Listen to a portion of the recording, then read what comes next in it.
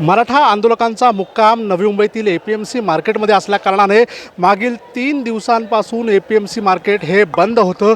मी सध्या APMC भाजीपाला मार्केटमध्ये आहे आणि माझ्या मागे आपण पाहू शकता की आज रविवार असताना देखील मार्केटमध्ये मोठ्या प्रमाणावरती आवक जी आहे ती झालेली या ठिकाणी पाहायला मिळते। रविवार असताना देखील तब्बल 450 गाड्यांची आवक ही नवी मुंबई APMC मधील भाजीपाला मार्केटमध्ये झालेलं पाहायला मिळत आहे।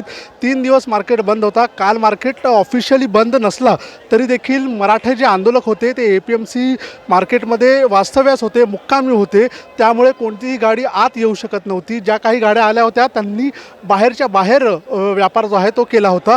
मात्र आज रविवार असताना मार्केट बंद असताना देखील मोठ्या प्रमाणावरती ही आवक झालेली आपल्याला पाहायला मिळत आहे। एकूणच आवक ही वाढलेली असली तरी दर जे आहेत ते मात्र या ठिकाणी स्थिरच असलेले पाहायला मिळत आहेत। दरमध्ये कुठलीही वाढ जी आहे ती झालेली नाही आहे। मराठा आंदोलन काल संपल्यानंतर आज हे जे APMC मार्केट आहे ते रविवारी देखील चालू असलेलं आपल्याला पाहायला मिळत आहे आणि त्यामुळे मार्केटमध्ये मोठ्या प्रमाणावरती जी आवक आहे ती या ठिकाणी झालेली पाहायला मिळते। सिद्धेश म्हात्रे, साम TV, नवी मुंबई।